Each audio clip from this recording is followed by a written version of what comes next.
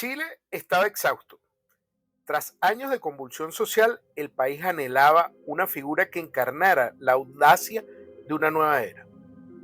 Y entonces emergió él, Gabriel Boric, el líder estudiantil, el que había protagonizado la agitación callejera de 2012 y 2019, prometiendo la refundación del país. Su llegada al poder fue un terremoto generacional. Por primera vez, un millennial ascendía a la presidencia, encarnando la esperanza de millones.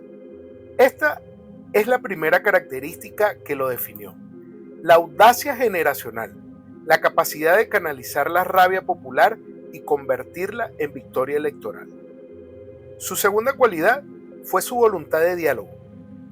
Visto inicialmente como radical, fue capaz de negociar, de dar un giro socialdemócrata a su programa, moderando las expectativas más extremas y prometiendo gradualidad en las reformas. Parecía un constructor de puentes, capaz de unir a una nación polarizada. Y su tercera marca, la que selló su perfil internacional, fue el sello de la historia.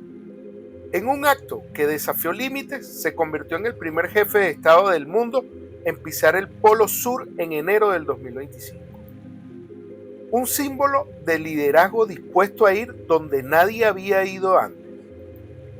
Gabriel Boric Font, nacido en Punta Arenas en 1986, egresado de Derecho, forjó su carrera en la trinchera estudiantil, pasando a ser diputado en 2 períodos consecutivos. Era la encarnación perfecta del cambio. El país le entregó un cheque en blanco a la izquierda. Pero lo que vino después no fue la refundación, fue el colapso.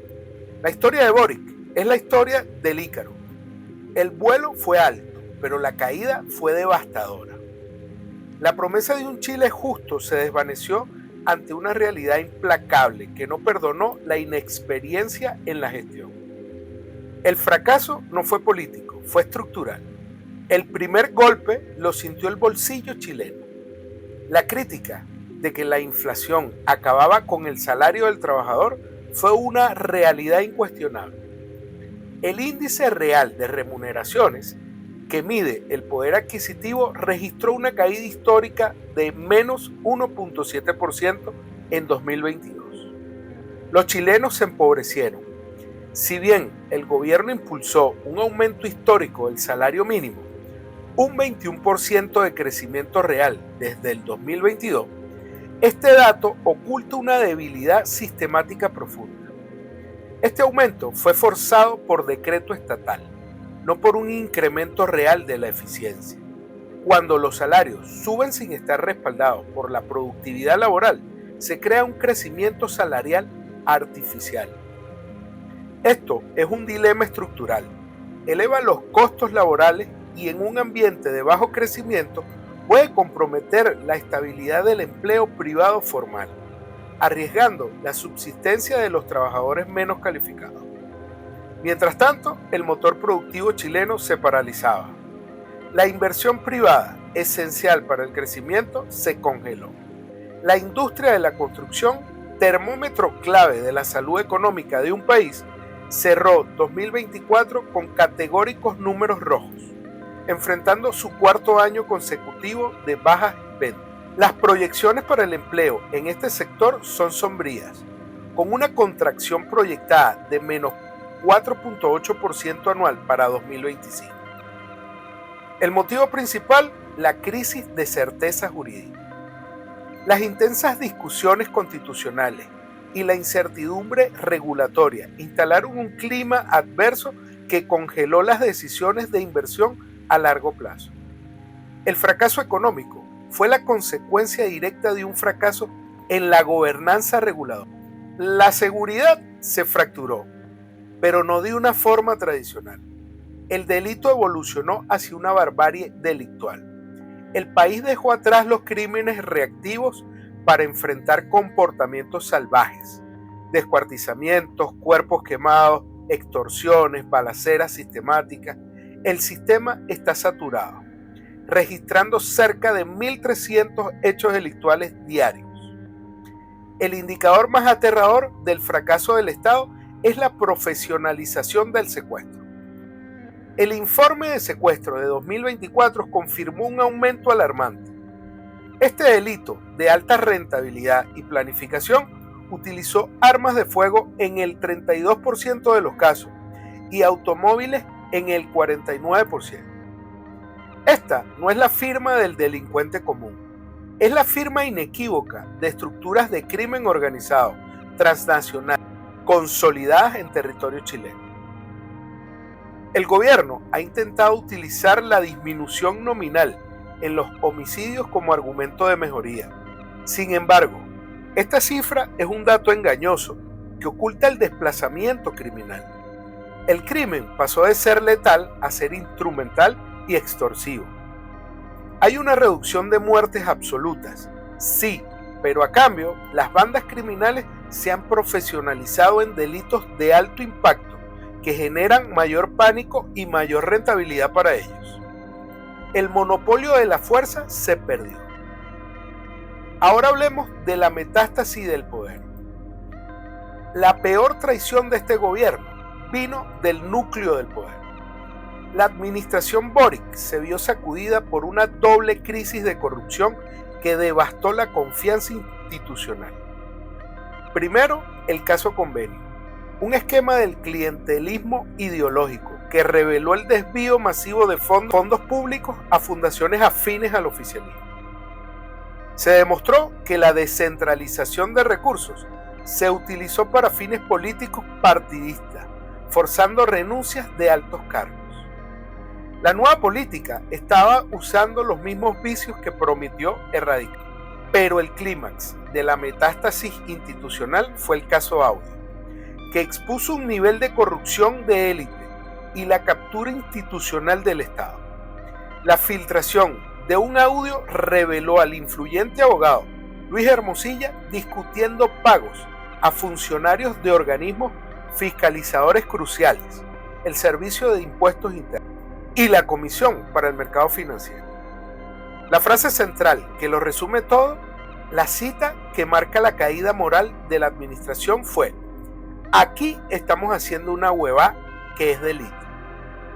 Este hecho demostró que el fracaso de la gobernanza no solo permitió el clientelismo, sino que envalentonó a poderes fácticos externos a subvertir las defensas financieras del país. Este colapso interno tiene un motor externo también: la soberanía perdida en las fronteras. La incapacidad de controlar los pasos no habilitados permitió que la inmigración ilegal aumentara rápidamente. El análisis experto confirma que las fronteras son, de facto, controladas por mafias. Redes criminales bien establecidas utilizan el norte de Chile para el contrabando sofisticado de personas y bienes ilícitos. La debilidad fronteriza es el catalizador directo de la crisis de seguridad interna. La ineficacia estatal permitió la infiltración de los mismos elementos del crimen organizado transnacional que hoy secuestran y extorsionan en las principales ciudades del país.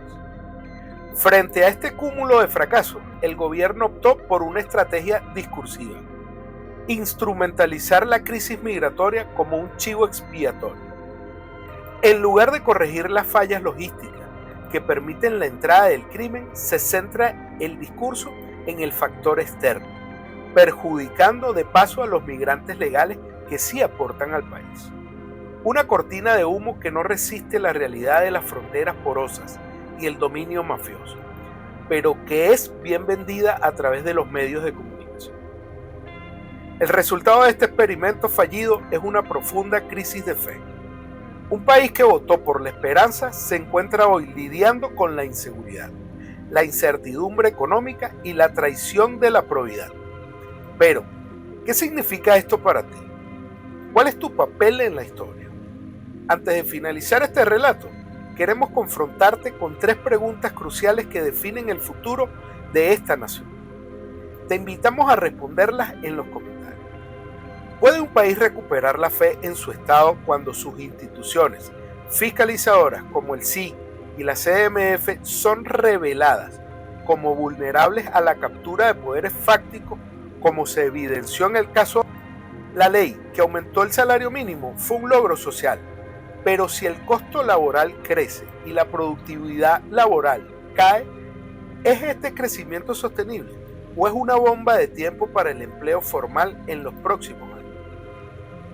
Si el crimen organizado transnacional se profesionalizó usando el secuestro y la extorsión como su modelo de negocio rentable, ¿qué medida radical debería implementar el Estado chileno hoy para recuperar el control territorial y el monopolio de la fuerza? El fracaso de la gobernanza, la pérdida de certeza económica y el aumento de la violencia tienen un costo invisible y devastador: la desesperanza. En los últimos meses hemos visto cómo las cifras de desesperación social se han acelerado, reflejando una profunda crisis de salud mental en la población. Las crisis sistemáticas tienen un impacto directo en el espíritu público, llevando a un crecimiento acelerado de los suicidios y las conductas autolíticas.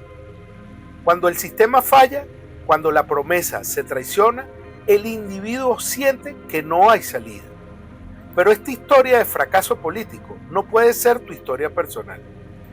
El colapso del sistema no puede significar el colapso sobre ti.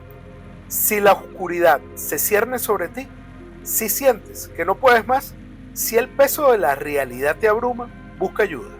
Hay líneas de crisis, hay profesionales listos para escuchar. No cedas tu poder al pesimismo.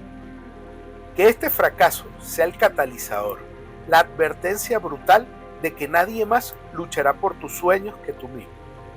Tus pasiones y tu propósito son lo último que queda cuando todo lo demás se quiebra. Da un paso más cada día, lucha por tu vida. Este ha sido el relato más honesto sobre el colapso de una promesa. Si llegaste hasta aquí, únete a la comunidad. Comenta abajo con tu opinión y tus respuestas a las 3 preguntas. Y si valoras este humilde aporte, suscríbete al canal y activa la campana.